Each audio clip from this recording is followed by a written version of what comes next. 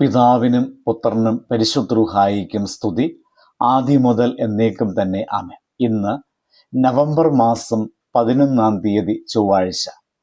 അപ്പസ്തോല പ്രവൃത്തി 1 അധ്യായം 8 വാക്യം.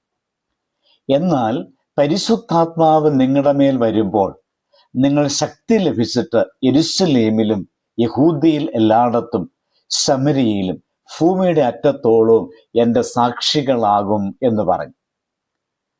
ഒരു ചെറിയ വിളക്ക് ഇരുണ്ട മുറിയിൽ തെളിഞ്ഞു നിൽക്കുമ്പോൾ അതിൻ്റെ പ്രകാശം എത്ര ചെറുതായാലും ഇരുട്ടിനെ തുരത്തുന്നു. എന്നാൽ അതിലെ ബൾബ് വൈദ്യുതിയുമായുള്ള ബന്ധം വിച്ഛേദിച്ചാൽ വെറും അലങ്കാര വസ്തുവായി അത് മാറുന്നു. അതുപോലെ തന്നെ ഒരു വിശ്വാസിയുടെ ജീവിതം പരിശുദ്ധാത്മാവിനോടുള്ളതായ ബന്ധം നഷ്ടപ്പെട്ടാൽ ആത്മീയമായ പ്രകാശം മങ്ങും. അപ്പസ്തോല പ്രവൃത്തി 1 അധ്യായത്തിൻ്റെ 8 വാക്യത്തിൽ യേശുവിൻ്റെ അവസാന വാക്കുകളിൽ ഒന്നാണിത്. ഇവിടെ ക്രിസ്ത്യാനികളുടെ ദൗത്യവും പരിശുദ്ധാത്മാവിൻ്റെ പ്രവർത്തനവും നിർവചിക്കുന്നു. യേശു തൻ്റെ ശിഷ്യന്മാരോട് പറയുകയാണ്, നിങ്ങൾ ലോകത്തിൽ എൻ്റെ സാക്ഷികളാകണം. പക്ഷെ അതിനു മുൻപ് യേശുവിൻ്റെ വാക്ക് ശ്രദ്ധേയമാണ്. പരിശുദ്ധാത്മാവ് നിങ്ങളിൽ വരുമ്പോൾ നിങ്ങൾ ശക്തി പ്രാപിക്കും. ഇവർ പ്രാപിച്ച ശക്തി ദൈവത്തിൻ്റെ ശക്തിയായിരുന്നു.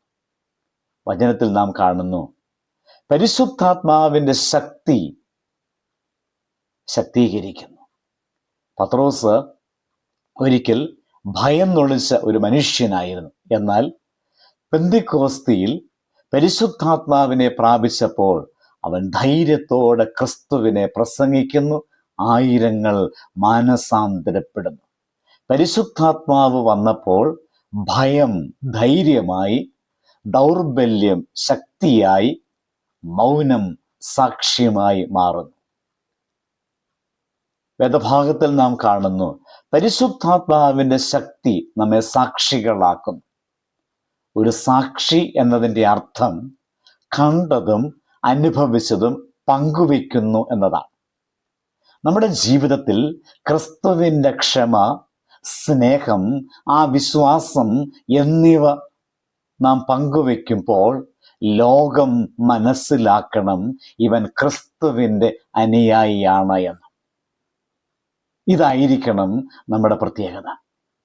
വചനത്തിൽ വീണ്ടും നാം കാണുന്നു, പരിശുദ്ധാത്മാവിൻ്റെ ശക്തി അതിരുകൾ തകർത്ത് മുന്നോട്ട് കൊണ്ടുപോകുന്നു എന്ന്. യെരുശലേം, യഹൂദ്യ, ശമരിയ, ഭൂമിയുടെ അറ്റത്തോളം. ഇവിടെ ഭൂപടത്തെ അല്ല ഉദ്ദേശിക്കുന്നത്, മനുഷ്യ ഹൃദയങ്ങളുടെ പരിധികളെയാണ്. അപ്പോൾ പരിശുദ്ധാത്മാവിൻ്റെ ശക്തിയാൽ നമ്മുടെ ഭയം, വിദ്വേഷം ഇവയെല്ലാം തകർത്ത് ജീവിതത്തിൽ മുന്നോട്ട് പോകുവാൻ നമുക്ക് ഇടയാകുക. വേദഭാഗം നമുക്ക് നൽകുന്ന ഒരു വലിയ ബോധ്യമുണ്ട്.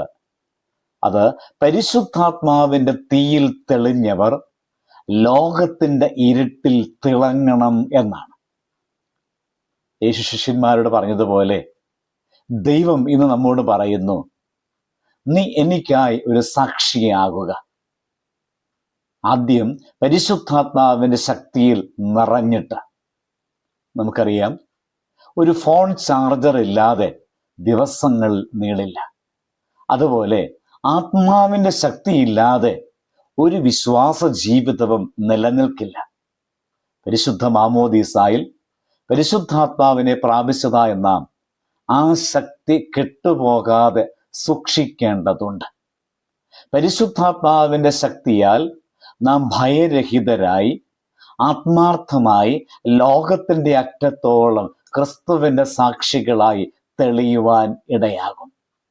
പരിശുദ്ധാത്മാവ് നമ്മുടെ ഉള്ളിലേക്ക് വന്നപ്പോൾ നാം ഭയരഹിതരായി, ദൈവസ്നേഹത്തിൽ തെളിഞ്ഞവരായി, ക്രിസ്തുവിൻ്റെ സത്യത്തിൽ ജീവിച്ചും മരിച്ചും ക്രിസ്തുവിൻ്റെ സാക്ഷിയാകുവാൻ ഇടയായിത്തീരും.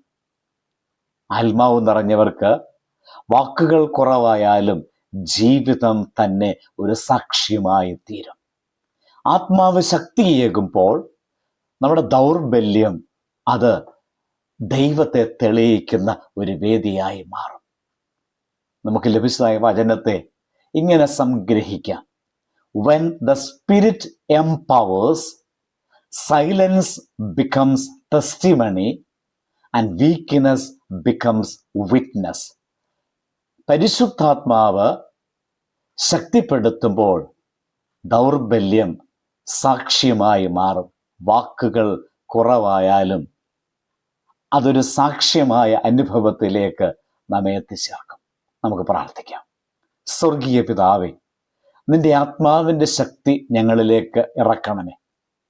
ഞങ്ങളുടെ ഭയങ്ങൾ നീങ്ങി ഞങ്ങളുടെ വാക്കുകൾ നിന്റെ യഥാർത്ഥ സാക്ഷികളുടെ ഭാഷയായി തീരട്ടെ. ഞങ്ങളുടെ ജീവിതം നിന്റെ വെളിച്ചം പ്രതിഫലിപ്പിക്കുന്നതാകട്ടെ. പരിശുദ്ധാത്മാവിൻ്റെ തീയിൽ ഞങ്ങളെ തെളിയിച്ച് നിന്റെ മഹത്വത്തിനായി ലോകത്തിൻ്റെ അറ്റങ്ങളോളം തെളിയുവാൻ ഞങ്ങളെ അനുഗ്രഹിക്കണമേ. ആമേൻ. ദൈവം അനുഗ്രഹിക്കട്ടെ.